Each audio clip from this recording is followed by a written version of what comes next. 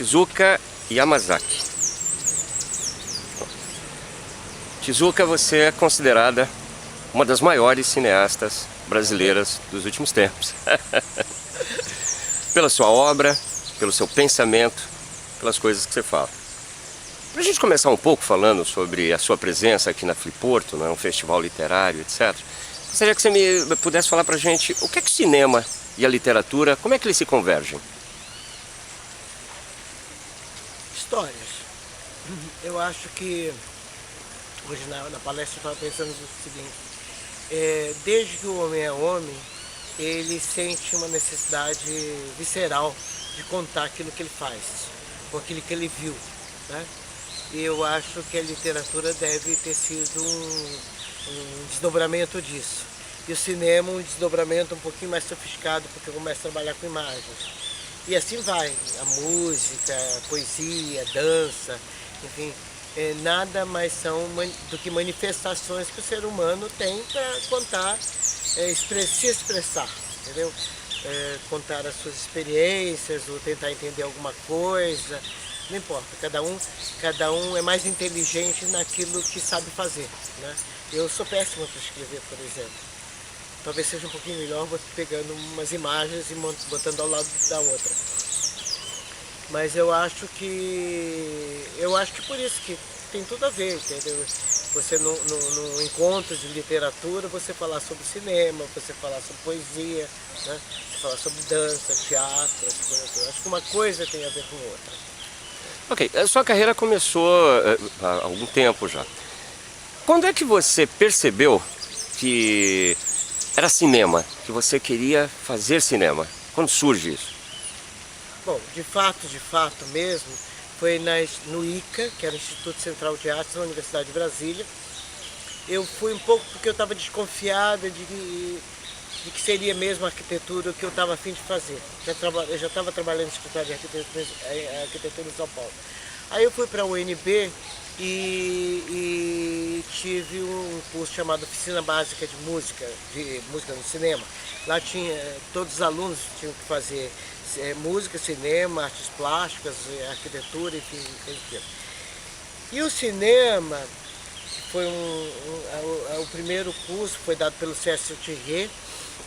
Era uma oficina onde ele chegou e falou assim, vamos fazer uma história, vamos fazer um filmezinho, vamos fazer uma historinha.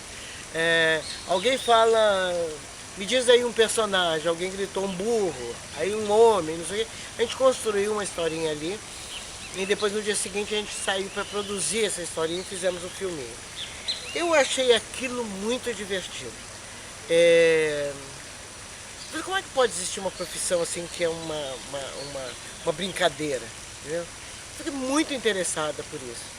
E depois também era uma profissão que ainda não tinha sido regulamentada, o curso não tinha sido regulamentado.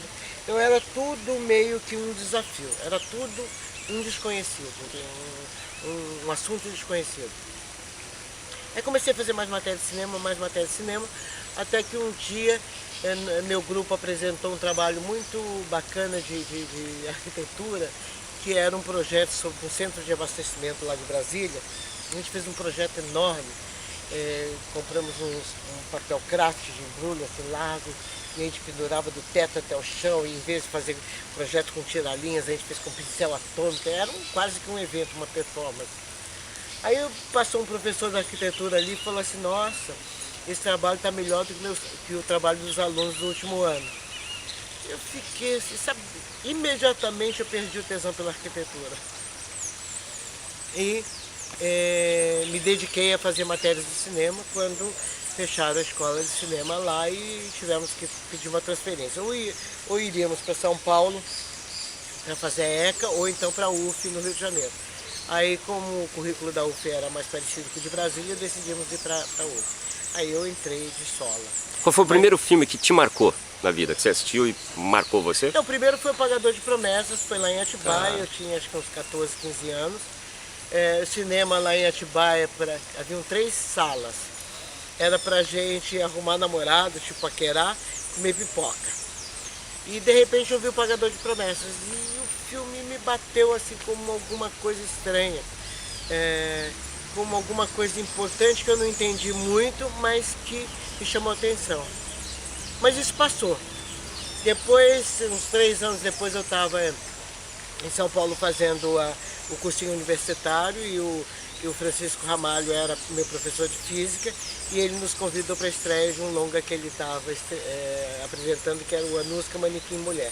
Foi aí que eu entendi pela primeira vez que cinema podia ser uma profissão, que existia alguém fazendo, alguma coisa por detrás disso. Então, eu acho que quando eu tive aquela aula com Cécio Thierry, já tinha dentro de mim alguma coisa acumulada que foi meio que se conectando e que de repente ali naquela realização muito simples de um filmezinho, bateu em mim como uma possibilidade de caminho. E o Nelson Pereira dos Santos? Onde ele entra nesse processo todo? Bom, o Nelson eu conheci pela primeira vez lá na UNB. Ele tinha ido para Brasília para tentar liberar o filme Como Era Gostoso Meu Francês. E aí ele sentou um dia lá numa sala de reuniões, estavam os alunos todos, o Nelson, e ele rindo muito, entendeu? Contando todos os percalços que ele estava tendo com o departamento de censura lá em Brasília. E eu olhava assim e falava assim, olha, tem um cineasta, entendeu? Com dificuldades, fazendo um filme interessante. Eu não tinha visto o filme, mas era um filme onde tinha muita nudez, entendeu? A censura proibindo a nudez, que na verdade a censura não estava proibindo a nudez dos índios, estava proibindo a nudez do personagem branco, que era o francês. Enfim, tudo aquilo batia assim como curiosidade, como uma coisa assim a ser desvendada. Aí quando nós fomos procurar a UF, o Nelson era o catedrático na UF, o coordenador do curso. Eu lembro que eu cheguei no Rio de Janeiro, peguei uma lista telefônica e procurei Nelson Pereira dos Santos. Aí liguei, porque eu fui escolhida pela turma para ir verificar no Rio como que era o curso. Aí liguei para o Nelson e atende um sujeito lá e fala assim, eu queria falar com o cineasta Nelson Pereira dos Santos. O cara me xingou de tudo quanto era nome, porque eu disse, quem que é esse Nelson Pereira dos Santos? E pum, desligou o telefone. Aí eu fui lá para a UF, não encontrei o Nelson, mas encontrei o Gustavo Daut, o Mário Carneiro, não sei o quê. Bati um papo, conversei com o pessoal e aí voltei com essa informação que o cinema era legal.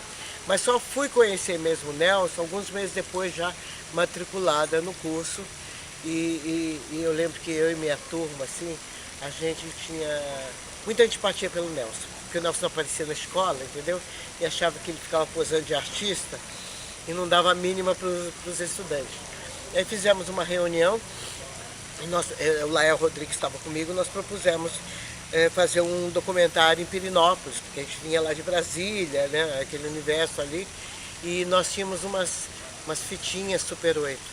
Aí o Nelson falou assim, a gente pode ir para lá, tem 2 latas negativas 16, vamos, Babal, que era o diretor de fotografia da escola, e vamos. Aí eu olhei pro Lael e falei assim, Lael, esse cara não vai para Pirinópolis, entendeu? Fazer o nosso documentário. É melhor a gente se garantir. Aí a gente conseguiu o resto do material que precisava e fomos para Pirinópolis assim pra gente fazer o filme, só nós. Aí o Nelson apareceu e foi dormir lá numa sala de aula com a gente, tudo, a produção era nossa, né? E ele foi com uma outra turma da escola, que era a turma já da UF, e a gente não se dava bem, era a turma de Brasília contra a turma da UF.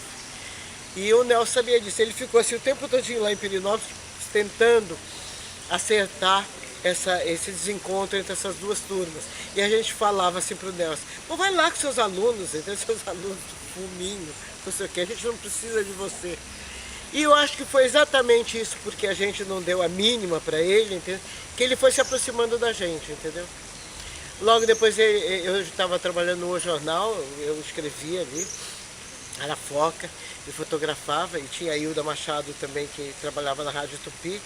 Como éramos jornalistas, o Nelson nos chamou para trabalhar numa revista chamada Luz e Ação, que seria produzido pela Associação dos Produtores Independentes, do qual o Nelson seria o redator-chefe. E aí a gente começou a trabalhar com ele, entendeu? E é assim que começou uma relação profissional paralela, digamos assim, além de aluno-professor.